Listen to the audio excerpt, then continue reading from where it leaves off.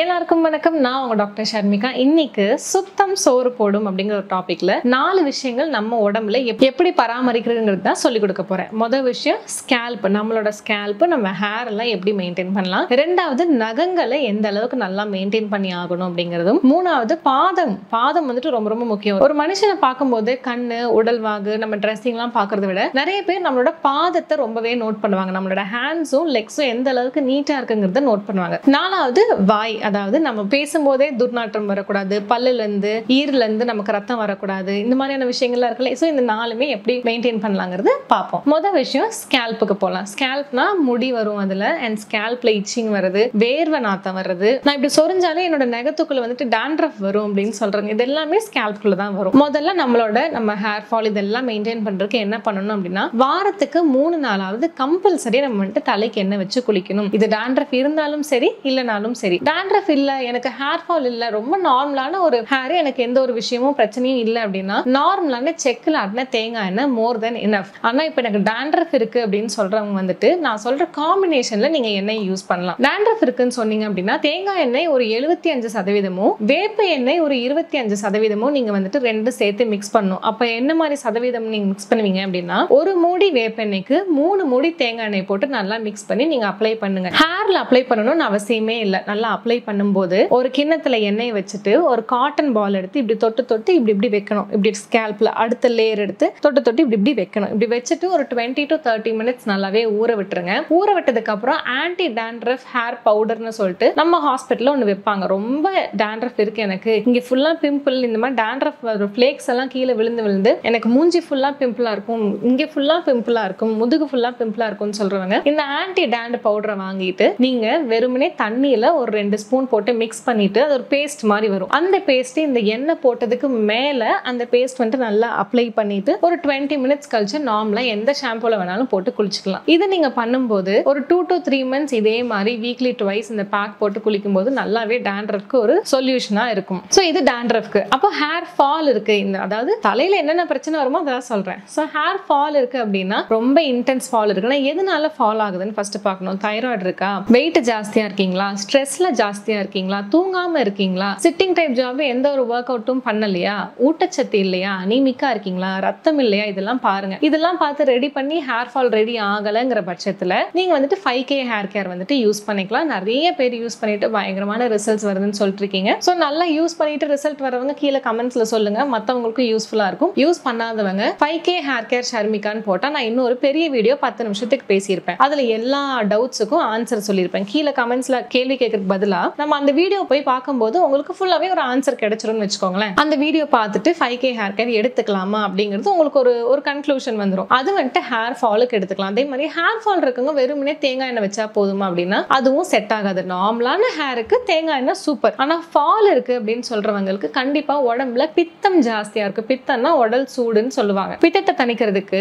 50% நல்லெண்ணெய், 50% என்னது தேங்காய் எண்ணெய், இது ரெண்டும் காம்பினேஷன்ல நீங்க போடணும். அப்ப 2 மூடி நல்லெண்ணெய்க்கு 2 மூடி தேங்காய் எண்ணெய் ரெண்டையும் போட்டு மிக்ஸ் பண்ணிட்டு நான் சொன்ன மாதிரியே காட்டன்ல வச்சோ இல்ல தலையில வச்சு நல்ல ஒரு மசாஜ் பண்ணி ஒரு 40 நிமிஷத்துக்கு கொண்டே போட்டுட்டு குளிச்சுக்கலாம். மூணாவது, எனக்கு கொஞ்சம் நல்லா சில்கியா வேணும் ஹேர், ரொம்ப ஃப்ரிஸியா இருக்கு ஆனா எனக்கு கொஞ்சம் ட்ரையா இருக்கு, கொஞ்சம் சில்கியா இருந்தா நல்லா இருக்கும்னு சொல்றவங்க 25% வந்துட்டு கேஸ்டர் ஆயில், 25% நல்லெண்ணெய், 50% தேங்காய் எண்ணெய், இந்த 3 காம்பினேஷன், அதாவது ஒரு மூடி கேஸ்டர் ஆயில், ஒரு மூடி செசமி ஆயில், 2 மூடி தேங்காய் எண்ணெய். புரிஞ்சிருச்சா உங்களுக்கு? சோ இந்த காம்பினேஷன்ல நீங்க ஸ்கேல்ப்ல அப்ளை பண்ணி 1 hour வந்துட்டு ஊற வைக்கலாம். ஸோ ஆயிலோட காம்பினேஷன்லாம் இப்படி சொல்லும் போது நீங்க ஃபர்ஸ்டே என்ன பண்ணிடுங்க, நல்லா மிக்ஸ் பண்ணி வச்சுக்கோங்க உங்க ஹேருக்கு என்ன மாதிரி அப்படின்னு சொல்லிட்டு மிக்ஸ் பண்ணிட்டு ரெகுலராகவே நீங்க போட்டு குளிக்கணும். ஆனா கண்டிப்பா இதெல்லாம் ஒரு ரெகுலர் பேசிஸ் நீங்க ஒரு 90 days கான்சியஸா இது வந்துட்டு உங்களோட ரொட்டீன்ல வச்சு ஃபாலோ பண்ணும்போது நல்ல டிஃபரன்ஸ் வந்துட்டு உங்களோட ஹேர்ல இருக்கும். ஆனா எல்லாத்துக்கும் மேல வந்துட்டு நம்ம தண்ணி நிறைய குடிச்சுக்கணும், நரிஷ்டா இருக்கணும். நம்ம உடம்பு வந்துட்டு ரொம்ப குளுகுலுன்னு நரிஷ்டா இருந்துச்சுன்னா இந்த மாதிரி ஹேர் ஸ்கேல்ப் சம்பந்தப்பட்ட பிரச்சனையே வராது. இல்ல எனக்கு வந்துட்டு இந்த ப்ராப்ளம்லாம் வந்து இப்போ எனக்கு டாண்ட்ரஃப் ஆகி இப்போ செபோரிக் டெர்மடைட்டிஸ் ஒரு ஸ்கின் இஷ்யூக்குள்ள வந்துருச்சு, இப்போ எனக்கு அதுக்கு என்ன பண்றதுன்னு கேட்டீங்கன்னா கரெக்டான ஒரு சில பிளட் ரிப்போர்ட்ஸ்லாம் எடுத்துட்டு டாக்டர்ஸ் கிட்ட வந்து சஜஷன் வாங்கிட்டு செபோரிக் டெர்மடைட்டிஸா இருக்கட்டும் இல்லைன்னா ஸ்கேல்ப் சொரியாசிஸா இருக்கட்டும் என்னவா வேணாலும் இருக்கட்டும் நம்ம ஹாஸ்பிட்டல் ஒரு 10 months to 12 months ட்ரீட்மெண்ட்ல வந்துட்டு மொத்தமாவே ரெடி பண்ணி கொடுத்துருவாங்க. அதுக்கு ஏற்ற மாதிரி கன்சல்ட் பண்ணி நம்ம என்னன்னு பார்த்துக்கலாம். ரெண்டாவது, நெக்ஸ்ட் ஹைஜீன் என்ன சொல்லியிருந்தேன் அப்படின்னா நெயில்ஸ்க்காக சொல்லியிருந்தேன். ஸோ நெயில்ஸுக்கெல்லாம் பேச ஆரம்பிச்சிட்டிங்களா மேம் அப்படின்னா ரொம்ப ரொம்ப முக்கியமான ஒரு விஷயம் நெயில்ஸ். ஸோ ஷார்ட் அண்ட் ஸ்வீட்டா நம்ம சொல்லணும் அப்படின்னா நெயில்ஸ் வளர்க்கறதும் தப்பு இல்லை, நெயில்ஸ் கட் பண்றதும் தப்பு இல்லை. ஆனா நகம் கடிச்சுக்கிட்டே இருக்கிறது ரொம்ப ரொம்ப ரொம்ப தப்பு. ஏன்னா இங்க அவ்வளோ கிருமிகள் இருக்கும். அதை கடிச்சு கடிச்சு அது உங்க வாய்க்குள்ள போகும்போது வராத நோய் எல்லாமே வந்துடும். ஸோ நகம் கடிக்கிறத முதல்ல அறவே தவிர்த்துருங்க. சரியா? இந்த தூக்கத்துல கடிப்பேன் அப்படின்னு சொன்னீங்கன்னா கிளவுஸ் போட்டு படுக்க ஆரம்பிங்க. கை சூப்புறது இந்த மாதிரி விஷயங்களுக்குலாம் வந்துட்டு அம்மா அப்பாக்கள் நிறைய ட்ரிக்ஸ் வச்சிருப்பீங்க. ஸோ அதெல்லாம் நீங்க உங்க குழந்தைங்களுக்கு பண்ணிட்டு இதை ரெடி பண்ற மாதிரி பாருங்க. அண்ட் என்னைக்குமே நீங்க வளர்த்தாலும் சரி கட் பண்ணாலும் சரி கட் பண்ணி ஃபைல் பண்ணுங்க. அதாவது nail filer, FILER, nail filer இல்லைன்னா நெயில் ஷேப்பர்னு சொல்லிட்டு ஒன்று விற்பாங்க. ஒரு சின்ன கத்தி மாதிரி இருக்கும். நீங்க அமேசான்ல போட்டாலே உங்களுக்கு வந்துரும்னு வச்சுக்கோங்களேன். அதை வாங்கிட்டு நீங்க கட் பண்ணினதுக்கு அப்புறம் நீட்டா ஃபைல் பண்ணி வச்சுக்கணும். ஒரு ரவுண்டா நீட்டா ஃபைல் பண்ணும்போது சைட்ல வந்துட்டு இந்த குத்துற மாதிரி இல்லாம நம்ம உடம்புல எங்கேயுமே கீறல் போடாம இருந்துக்கணும். நம்ம இன்னொருத்தங்க முன்னாடி போய் பேசும்போது விரல் எல்லாம் எப்படி பூ மாதிரி வச்சிருக்காங்க அப்படின்னு சொல்லிட்டு அவ்வளவு நீட்டா இருக்கணும். இல்ல நான் நகம் வளர்க்குறேன் அப்படின்னு சொன்னா உள்ள ஃபுல்லா நீட்டா கிளீன் பண்ணிட்டு அதையுமே நீட்டா ஃபைல் பண்ணி வச்சுட்டு நெயில் பாலிஷ் போடுறீங்க அப்படின்னா போடாம இருக்கிறது ரொம்ப ரொம்ப நல்லது. பட் ஸ்டில் போடுறீங்க அப்படின்னா ஒரு வாரம் போடுங்க. இன்னொரு 10 days வந்துட்டு நெயில்ஸுக்கு வந்துட்டு கொஞ்சம் ஃப்ரீ விடுங்க, கொஞ்சம் ப்ரீதிங் பீரியட் விடுங்க. அதுக்கப்புறம் ஒரு வாரம் போடுங்க. இன்னொரு ஒரு வாரம் வந்துட்டு ப்ரீதிங் பீரியட் வைக்கணும். சரிங்களா? நெயில் பாலிஷோடவே தான் நான் இருப்பேன் அப்படின்னு சொல்லிட்டு வந்துட்டு நெயில்ஸுக்கு ஒரு ரெஸ்டே கொடுக்காத மாதிரி ஆயிடும். இப்போ நான் நைட்டே வந்துட்டு ஃபேஸுக்கு குங்குமாதி எல்லாம் போடுங்க அப்படின்னு சொல்லும் போதும் மாசத்துக்கு ஒரு வாரம் உங்க ஃபேஸுக்கு வந்துட்டு நைட் ஸ்கின்னுக்கு ப்ரீதிங் பீரியட் விட்டுருங்க, எதுவுமே போடாதீங்க அப்படின்னு நான் நிறைய டைம் சொல்லுவேன். ஸோ நெயில்ஸ் பொறுத்த வரைக்கும் அப்படிதான் நெயில் பாலிஷ். அண்ட் ரொம்ப ரொம்ப முக்கியமான விஷயம், நிறைய பேர் இது கவனிக்கவே மாட்டேங்கிறீங்க.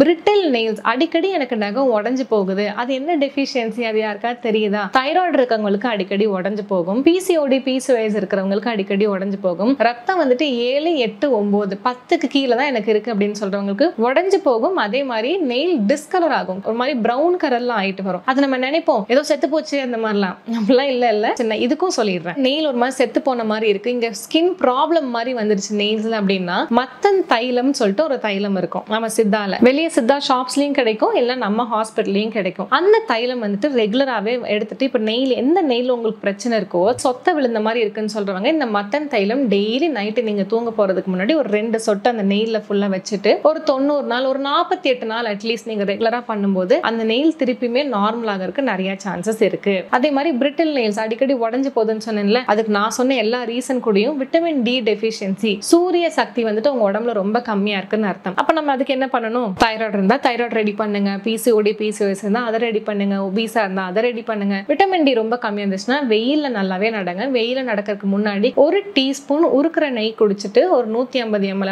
வார்ம் வாட்டர் குடிச்சிட்டு வெயில் நடங்க. இந்த மாதிரிலாம் பண்ணும்போது நீங்க சாப்பிட்ற உணவுல இருக்கிற சக்தி இன்னுமே நல்லா உங்க உடம்புக்குள்ள போயிட்டு இந்த மாதிரி பிரிட்டில் நெயில்ஸ் இந்த ப்ராப்ளம்ஸ்லாம் ஈஸியா நம்ம வெளியே வந்துடலாம். ஆனா மேக்ஸிமம் ஆண்களோ பெண்களோ நெயில ஒட்டை வெட்டி நீட்டா ஃபைல் பண்ணி வைக்கிறது நோய்கள்ல இருந்து நம்மளை நல்லாவே தூரமா வைக்கும். இல்ல எனக்கு வளர்க்கறது தான் பிடிக்கும் அப்படின்னா நான் சொன்ன மாதிரி நீட்டா மெயின்டைன் பண்ணிக்கோங்க. எக்காரணத்துக்கு கொண்டும் நெகத்துக்குள்ள அழுக்கு இருக்கிற மாதிரி பாத்துக்காதீங்க. நீங்க வந்துட்டு கொஞ்சம் ஃபினான்ஷியலி ஸ்டேபிளா இருக்கீங்க அப்படின்னா மந்த்லி ஒன்ஸ் போயிட்டு பியூட்டி பார்லர்ல மெனிக்யூர் அப்படின்னு சொல்லிட்டு ஒரு ட்ரீட்மெண்ட் இருக்கும். சும்மா பேசிக் ஃபைல் பண்ணிடுவாங்க, கிளீன் பண்ணிடுவாங்க, உங்களுக்கு வேணும்னா மசாஜ் பண்ணி கொடுப்பாங்க, அவ்வளவுதான். அடுத்து ரொம்ப ரொம்ப முக்கியமான ஒரு விஷயம், பாதம் வந்துட்டு பூ போல இருக்கணும். நிஜமாலுமே பாதத்தை பார்த்தாலே அப்படியே ஆசையா இருக்கணும் தொடணும் அப்படிங்கிறது. அந்த அளவுக்கு உங்களோட பாதம் கிளீனா இருக்கா? மேக்ஸிமம் என் பேஷண்ட்ஸ் வரும்போது அந்த பாதத்துல ஃபுல்லா வெடிப்பு, அது காலுன்னு ஒரு விஷயத்தையே கண்டுக்க மாட்டேங்கிறாங்க. நம்ம குளிக்கும் போது முகத்தை நல்லா தேய்க்கிறது, கை நல்லா தேய்க்கிறது, காலில் இருந்து வயிற்றுக்கு கீழே குனிறதுக்கு நம்ம சோம்பேறி ஆகி போயிட்டோம் இல்லையா? ஸோ பாதம் ஃபுல்லா ஃபர்ஸ்ட் சுருக்கமா இருக்கு,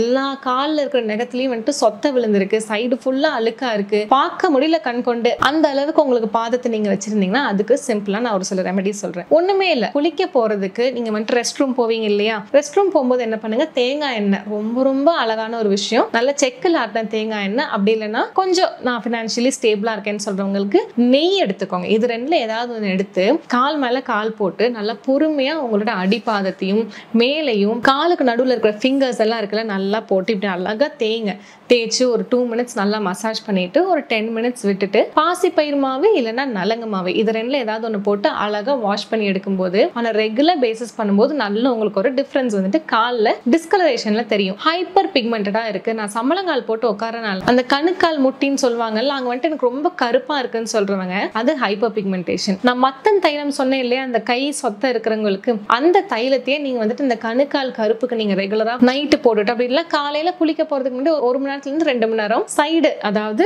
நம்ம காலில் இங்க இப்படி ஒரு முட்டி மாதிரி இருக்கும் அந்த கருப்புல வந்துட்டு அந்த மத்தன் தைலம்ல எல்லாம் போட்டுட்டு நீங்க உங்க வேலையெல்லாம் செஞ்சுட்டு வலிக்கு விழுந்துடாதீங்க, சைட்ல மட்டும் போடுங்க. வேலையெல்லாம் செஞ்சுட்டு அதுக்கப்புறம் ஒரு 2 hours கழிச்சு நீங்க பாசி பயிறு நலங்கு மாவு இல்ல உங்களோட நார்மலான சோப் போட்டு கூட நீங்க வாஷ் பண்ணிக்கலாம். அந்த கருப்பு வந்துட்டு எடுக்க பார்க்கணும், எனக்கு அது அப்படித்தான் அப்படின்னு சொல்லக்கூடாது. அதே மாதிரி கருப்பு இதுக்கு மேல வராம இருக்கணும்னு என்ன பண்ணணும், சம்பளங்கால் போட்டு உட்காரும் போது ஒரு துணி நீங்க உங்களோட ட்ரெஸ் போட்டிருக்கீங்கன்னா ட்ரெஸ் அடியில போட்டு அந்த ட்ரெஸ்ஸுக்கு மேல உங்க காலை வந்துட்டு சம்பளம் போடுற மாதிரி பாத்துக்கோங்க. ஏன்னா கால் எல்லா சுத்தி சுத்தி பார்த்தா எல்லா சைடும் ஒரே கலரா இருக்கணும், அதுதான் அழகான கால். அடுத்து வெடிப்பு. வெடிப்புக்கு வந்துட்டு நான் இன்னொரு ரெமெடி சொல்றேன். ரொம்ப நிறைய வெடிப்பு இருக்கு அப்படின்னு சொல்றவங்க அப்படியே விட்டுறாதீங்க. நம்ம கால்ல இருந்து நிறைய நோய் நமக்கு உடம்புக்குள்ள பரவும். சோ அந்த வெடிப்பு நார்மல் ஆகணும் அப்படின்னா WH5 அப்படின்னு சொல்லிட்டு ஒரு ஆயின்மெண்ட் இருக்கும், wound healing gel அப்படின்னு சொல்லிட்டு இருக்கும். WH5 ஆயின்மெண்ட் நீங்க வந்து Amazonல போட்டீங்கனாலும் வந்துரும் உங்களுக்கு. சோ இத வந்துட்டு ரெகுலராவே எங்க உங்களுக்கு வெடிப்பு இருக்கோ நைட் தூங்க போறதுக்கு முன்னாடி அந்த ஆயின்மெண்ட் எடுத்து வெடிப்புல ஃபுல்லா அப்ளை பண்ணிட்டு லூசா ஒரு சாக்ஸ் போட்டுக்கோங்க. ஏன்னா நீங்க அப்ளை பண்ணிட்டு அப்படியே பெட்ல தூங்கும் போது எல்லா ஆயின்மெண்ட்டும் என்ன ஆகும், எல்லாம் அப்படியே அங்கங்க நம்ம